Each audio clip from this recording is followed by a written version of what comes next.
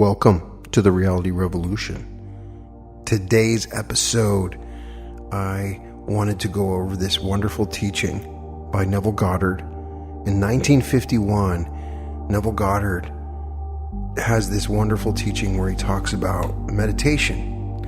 And I thought it resonated with me. I get a lot of questions from viewers or listeners that, how do I meditate? What should I be doing when I meditate? And I also get different responses on different meditations I have. A lot of people think meditations are different for what they know. People have certain beliefs that there's only one sort of kind of meditation that you go through. But I was very interested to read Neville Goddard's interpretation of meditation. And by listening to this, it'll give you a little bit better idea of what you're looking to do when you meditate, especially as a reality creator like Neville was. So at the beginning he says, many people tell me they cannot meditate. This seems to me a bit like saying they cannot play the piano after one attempt. Meditation, as in every art or expression, requires constant practice for perfect results. A truly great pianist, for instance, would feel he could not play his best if he missed one day of practice. If he missed a week or a month of practice, he would know that even his most uninitiated audience would recognize his defects. And so it is with meditation. If we practice daily with joy in this daily habit, we perfect it as an art.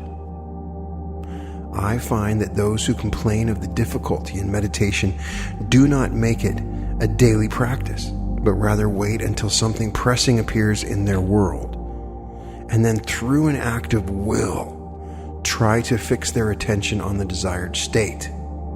But they do not know that meditation is the education of the will. For when will and imagination are in conflict, imagination invariably wins.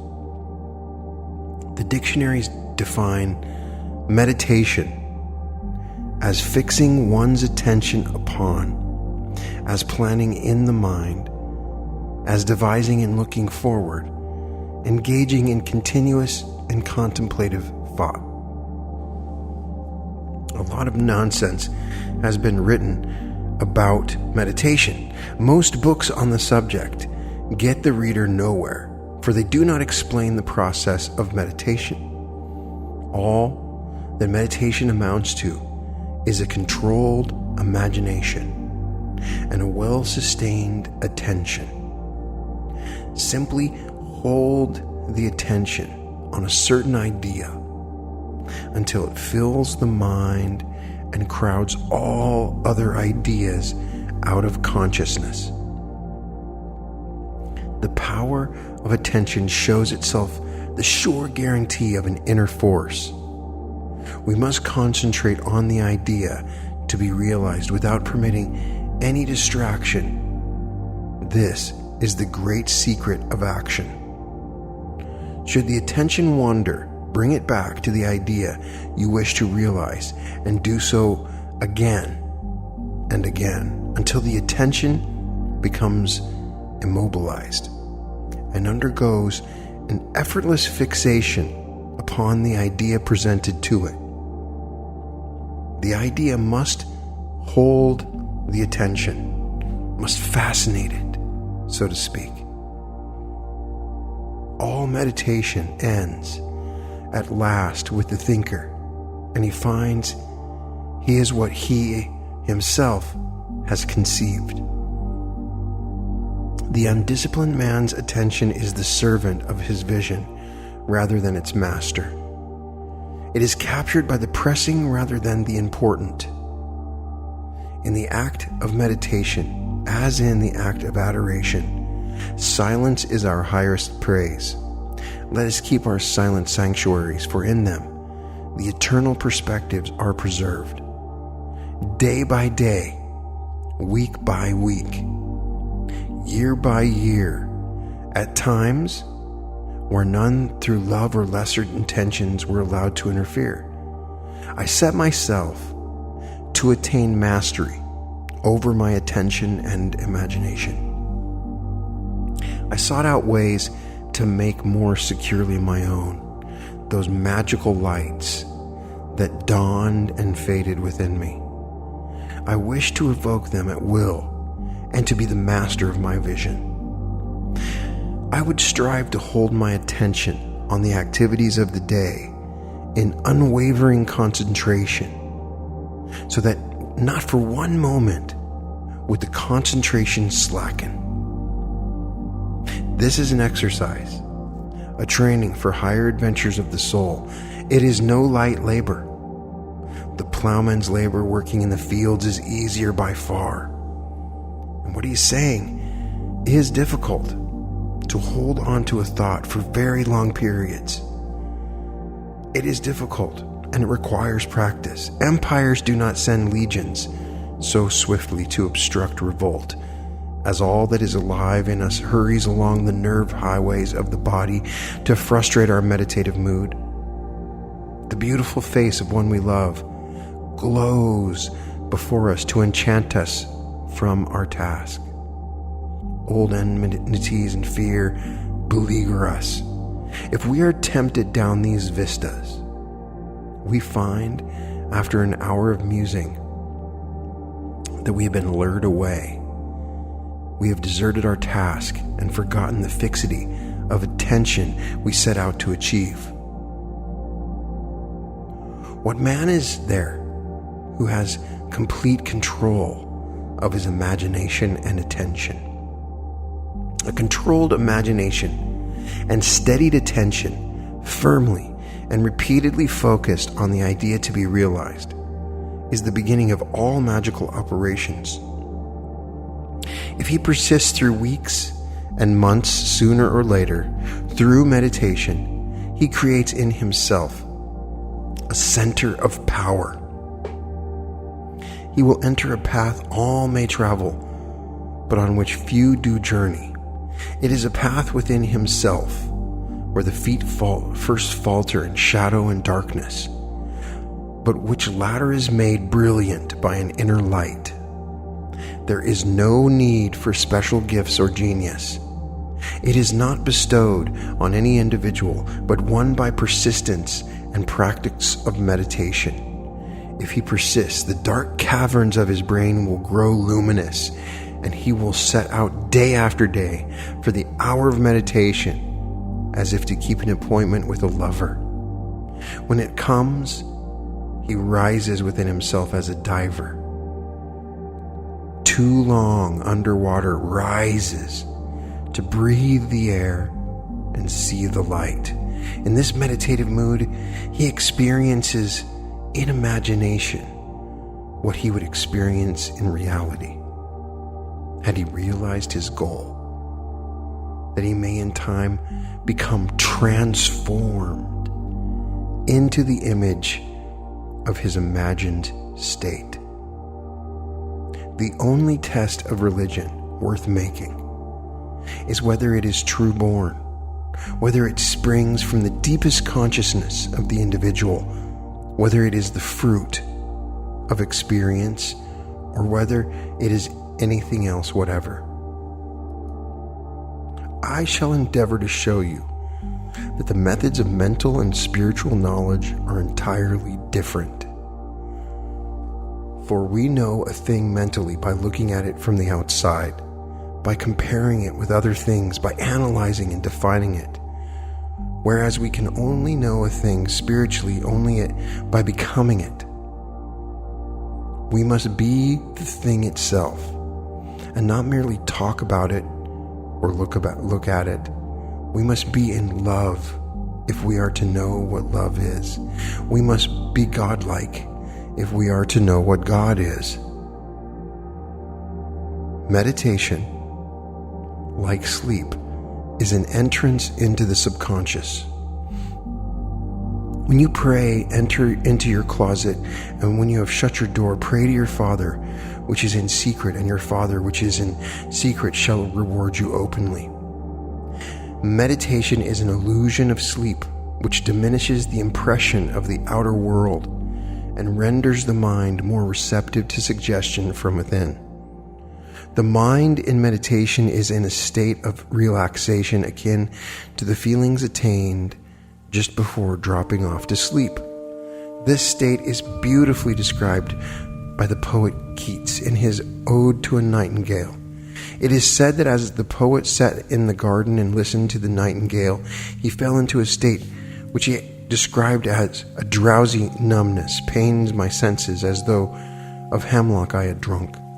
Then after singing his Ode to the Nightingale, Keats asked himself this question: was it a vision or a waking dream?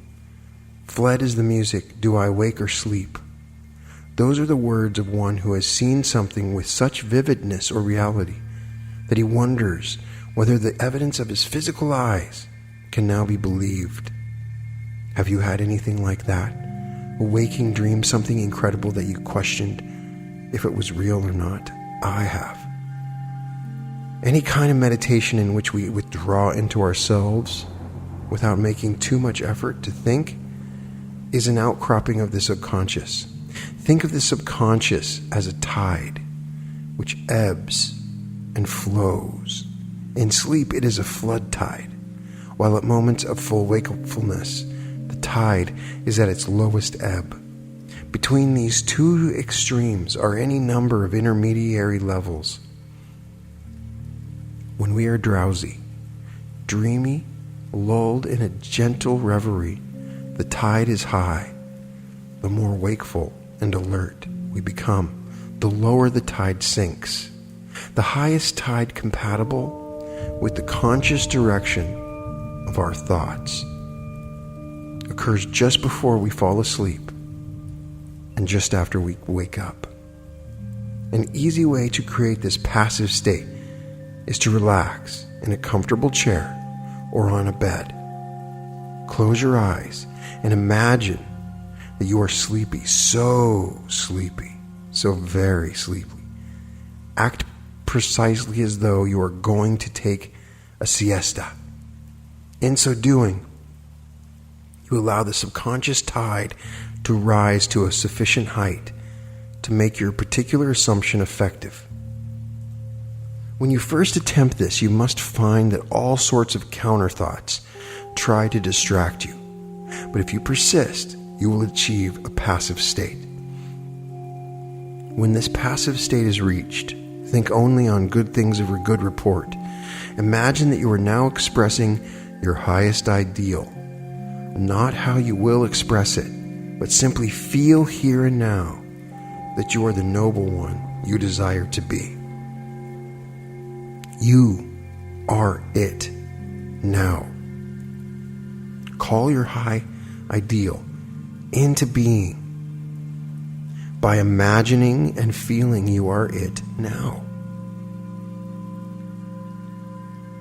I think all happiness depends on the energy to assume the feeling of the wish fulfilled, to assume the mask of some other, more perfect life.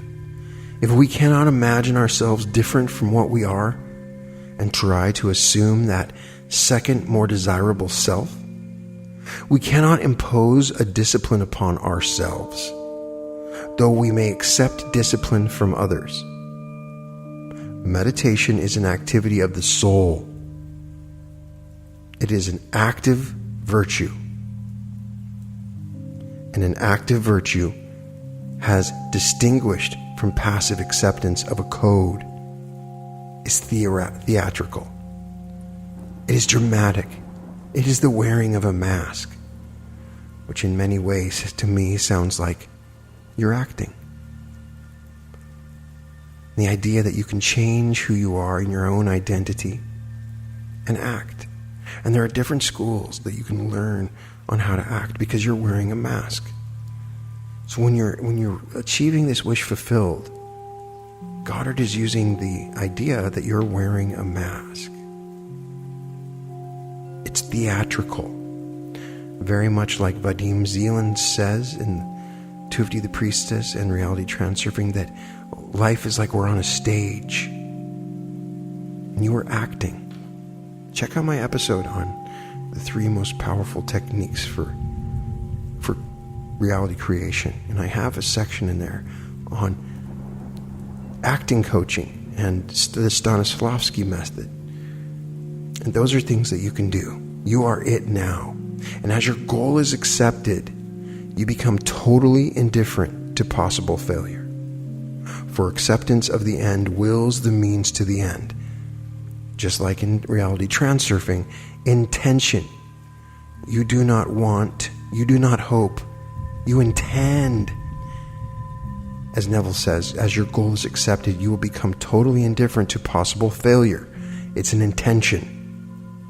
When you emerge from the moment of meditation, it is as though you were shown the happy end of a play in which you are the principal actor. Having witnessed the end in your meditation, regardless of any anticlimactic state you encounter, you remain calm and secure in the knowledge that the end has been perfectly defined. Creation is finished. And what we call creativeness is really only a deeper receptiveness or keener susceptibility on our part.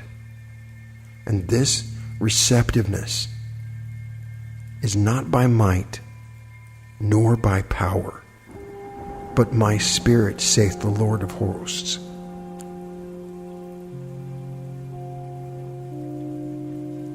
Through meditation, we awaken within ourselves a center of light, Neville says, which will be to us a pillar of a cloud by day and a pillar of fire by night.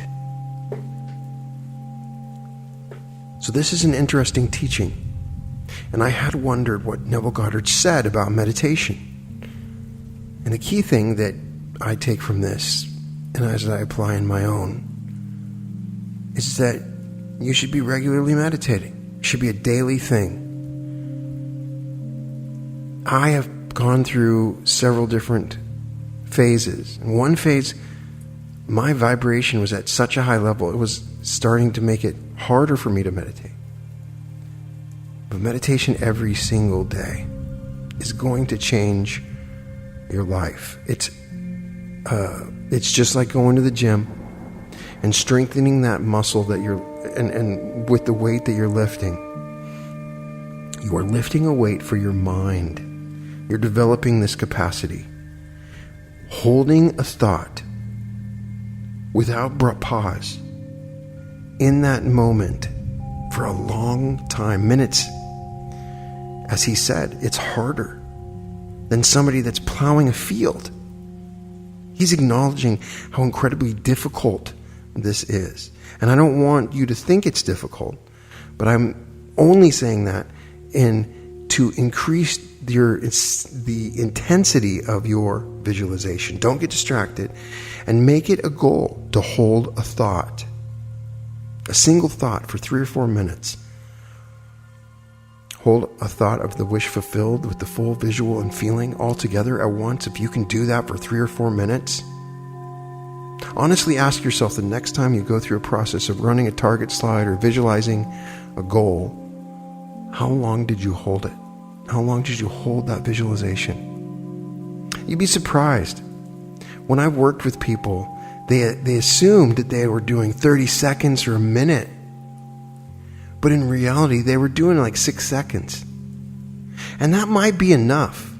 But imagine if you could do the same thing for 3 or 4 minutes. It's simple, basic science and energy. You can just see, it's just like putting together a sculpture. It needs to hold together.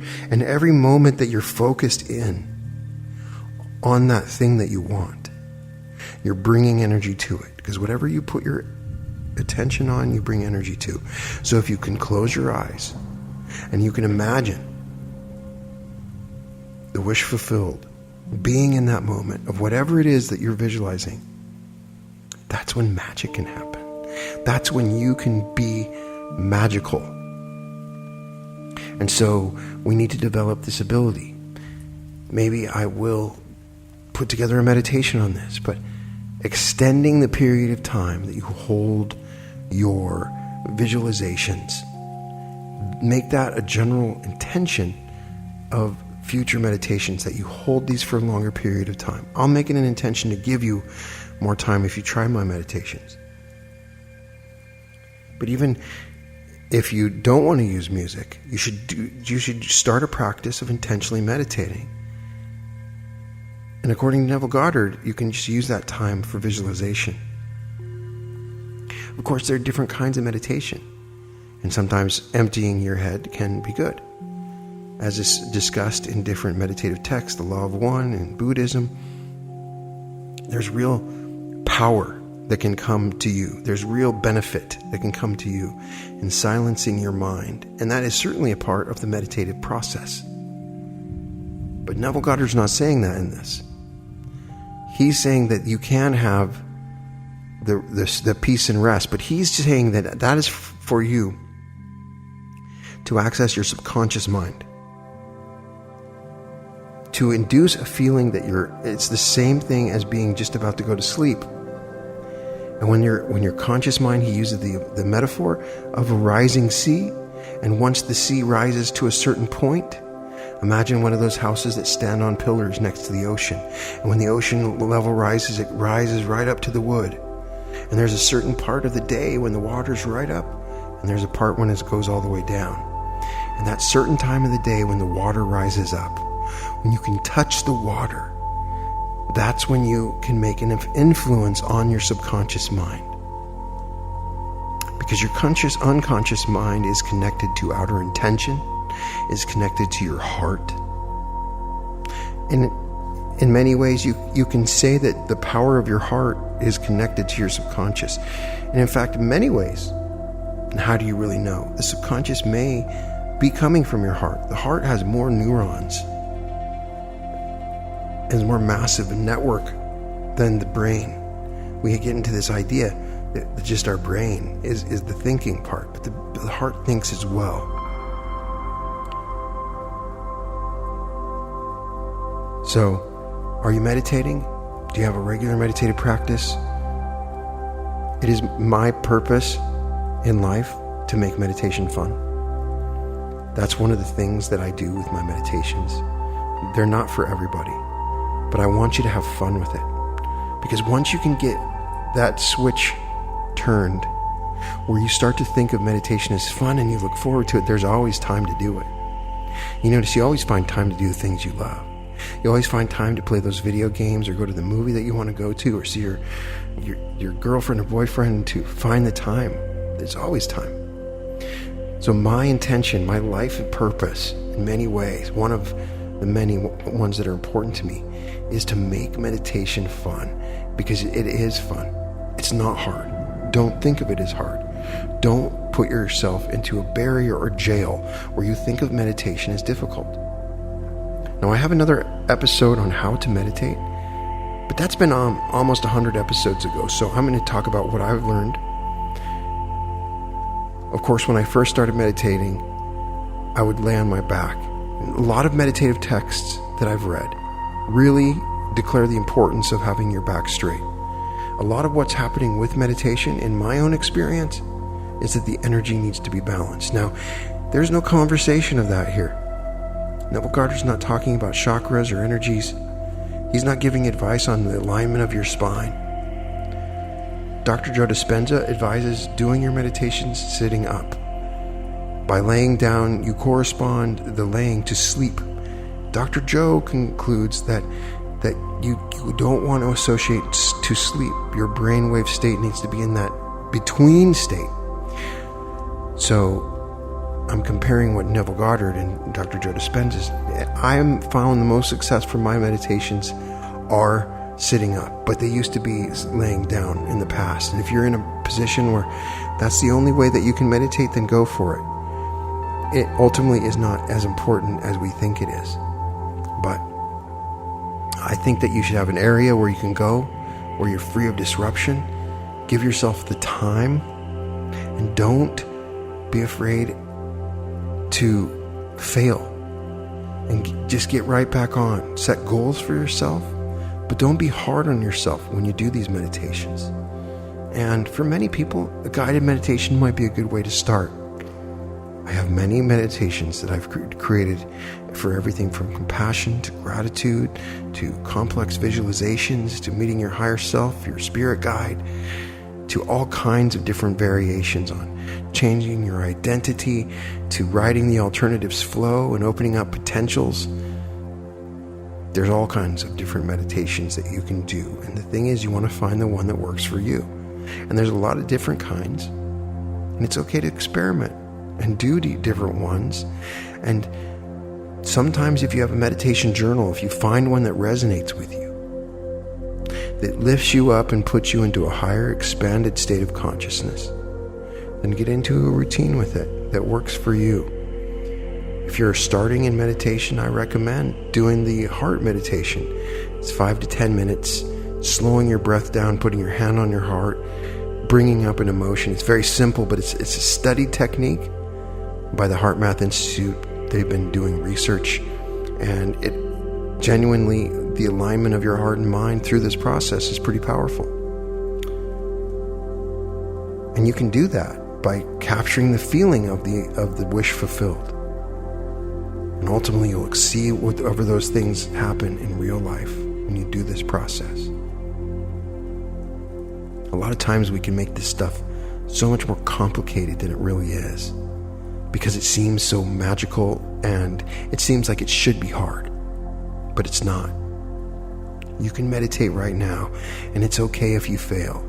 If you go inward, the path that you will go on from now to that point is enough to start a transition into something wonderful. Access your higher power. Access your higher calling. Access bliss, joy, and freedom unlike anything that you've ever seen or experienced or imagined before. What kind of meditative practice do you have? I'd love to hear about it in the notes. A lot of times I think we can compare notes and we can create a meditative practice that's even better, like a mastermind. So treat this comment section as a mastermind in itself. Tell me about your meditation techniques, and I would love to respond. I can tell you a little bit about mine. Right now, my biggest focus is to do energy exercises before my meditation. I do breathing and energy exercises as a means to clear my mind and bring energy to my mind when I start my meditative process. When I've studied quantum jumping, as I discussed with Cynthia Sue Larson, I have this belief with energy. Neville Goddard's not talking about that, but it's what I do, and I would love to know what your routine is. Do you have a routine for your meditation? Do you try to clear your mind, or do you do a visualization? What is it that you do? Everybody's different. Everybody's on their own path. And the purpose of this podcast is to speed you along that path and to move you in this reality revolution to a path of love and into the positive polarity where incredible things can happen. It's always a blessing when you join me on these excursions. And I hope that this explanation of meditation, which is so simple and easy to understand, resonates with you like it did with me. Good luck with your practice, and let me know if you need help. I'm available to coach you. If you're struggling with this stuff and you want that extra level, I will talk to you for free for 30 to 60 minutes in an initial interview, and I can maybe help you if there's something that you're working on. It's really easy, and you can check out my website at advancedsuccessinstitute.com if you want to inquire for coaching. All episodes of The Reality Revolution can be found at therealityrevolution.com. What an incredible adventure we're going on as we begin to start this practice of meditating, going inward, as we change the world around us with our very minds. Welcome to The Reality Revolution.